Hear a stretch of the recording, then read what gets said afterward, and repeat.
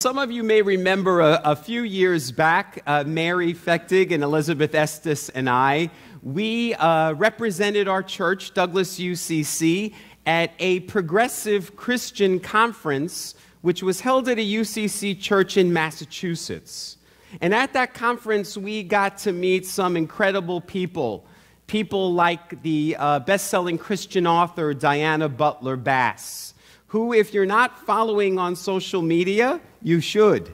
And we also got to meet one of my spiritual heroes, Bishop John Shelby Spong, whose words I use each and every Sunday at the conclusion of our service when I say, live fully, love wastefully, and have the courage to be all that God has created us to be. I know that some of you think that I came up with that. I didn't. Those are Bishop Spong's words. But also at that conference, we got to meet Reverend Kay Glennon, who wrote our words of integration and guidance this morning about the Epiphany. And I love her words. She's telling us that the story of the Epiphany, the story of the Magi, is highly symbolic. That in the ancient world, the stars represented illumination and guidance and the presence of God, and that the Magi followed that star of wonder, and it led them to that perfect light. They discovered something extraordinary, that the divine had been born in human form, and they had an epiphany, an aha. They discovered that the divine was born not in some rich and powerful king sitting on a throne. The divine was born into a dark-skinned refugee baby lying on the floor of an animal stable. That's the Epiphany story. Now, this story is only told to us in Matthew's Gospel. What I just read for you this morning, that's all we know about the Magi. They're not mentioned anywhere else. So let's look at what Matthew said about them. He said they were wise men from the east. He never said there were three of them. And he never said they were kings. That we three kings that we come to visualize when we think of the Epiphany, I think that comes from that Christmas carol, We Three Kings, which Peter is going to play for his postlude today.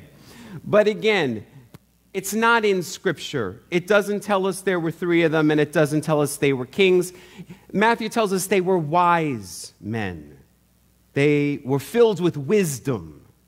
Now, I've shared with you before, there's a difference between wisdom and knowledge. Knowledge means you know a lot of facts.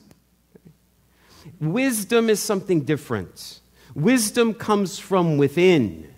It's an inner knowing. It's a spiritual knowing. That's what the Magi possessed. They were wizards. Now, when I say wizards, I know that conjures up other images as well, but the word Magi comes from the same root word as the word magician. They were wizards, magicians, but not in the way we understand that today. Magicians today are people who are trying to fool us. They're trying to trick us with sleight of hand and illusion. But the Magi were truth tellers. They weren't about illusion. They were about the truth. They were trying to reveal spiritual truths. The word magical actually has its source word in the word mystical.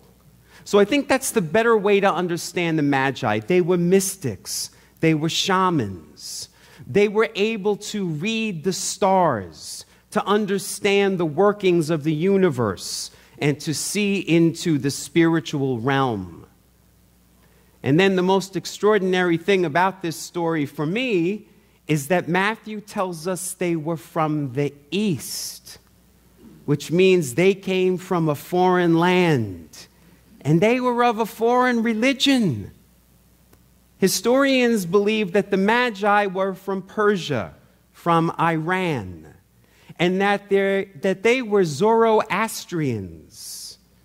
Now, Zoroastrianism is a religion that was founded 6 centuries before Jesus was born. And their religion is all about the conflict between darkness and light.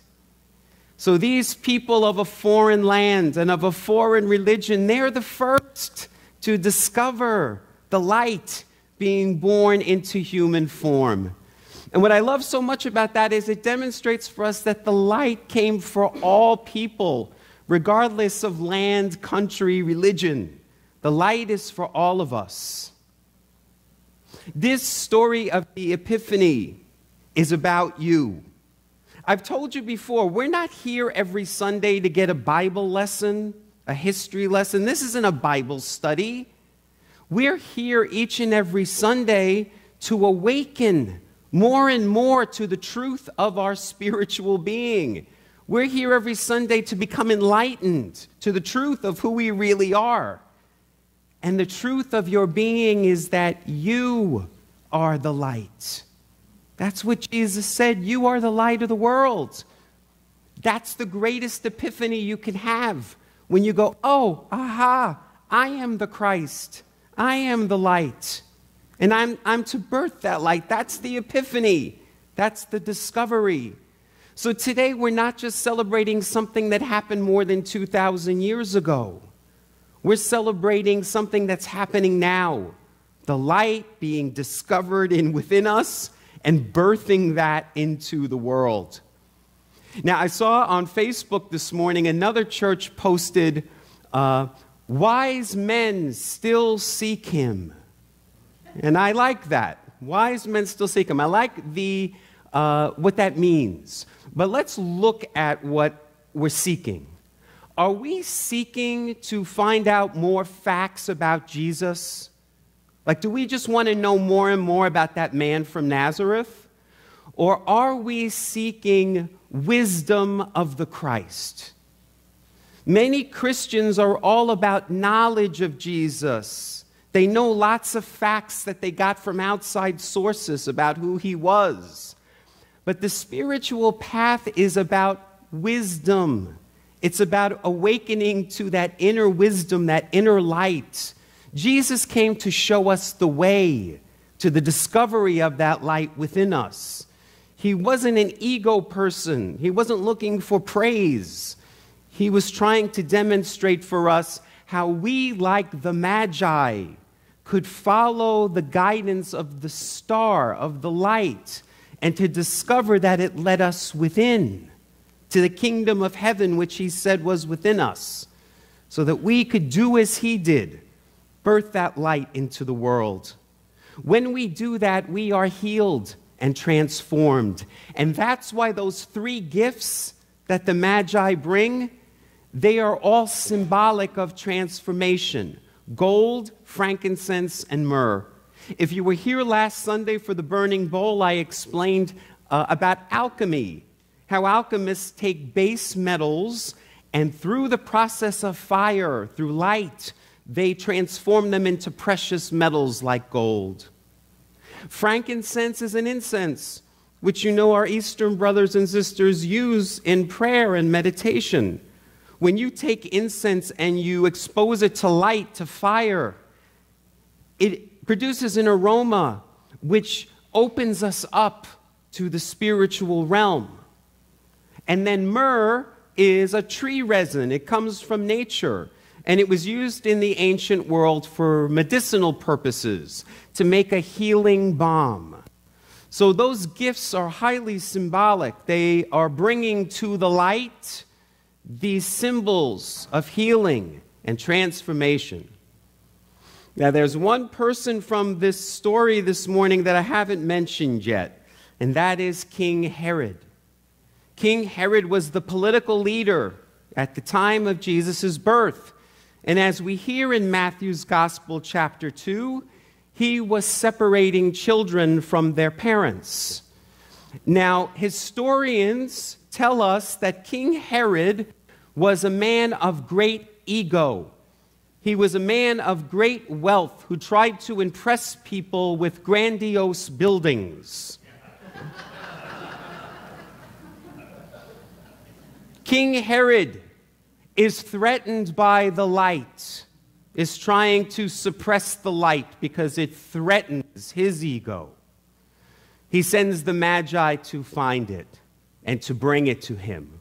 But what do the Magi do? What do these wise men do? They discover the light and they refuse to follow the commands of Herod. The story ends by telling us that they returned by another route, another road. And that's what happens to us. When we discover the light, we can no longer follow the commands of ego. We discover that we hear the voice of spirit, of love and compassion, and we are now guided by that. We're no longer guided by those other voices of fear. And we're no longer guided by the commands of the Herods of our day. So this story of the Epiphany is about us, and it is about today. It's what's happening right now. So on this Epiphany Sunday, let us not just remember the Magi from 2,000 years ago. Let us be the Magi. Let us be the wise men and women who follow the light and who are led by it, guided by it. And let us not just remember that little baby that was born more than 2,000 years ago. Let us birth that light within ourselves and within the world. When we do so, the Epiphany happens, and it is real. And let us, on this very first Sunday of the new year, be on watch for all those epiphanies, great and small, that God has in store for us in 2019. I'm going to conclude my homily today with the word I always use to conclude my homilies, and it is the word namaste. Some of you have just been coming to Douglas UCC in the past few months, and you may not even understand what I'm saying at the end of my homilies. Greg, what did you used to think I was saying? Have a nice day. Have a nice day.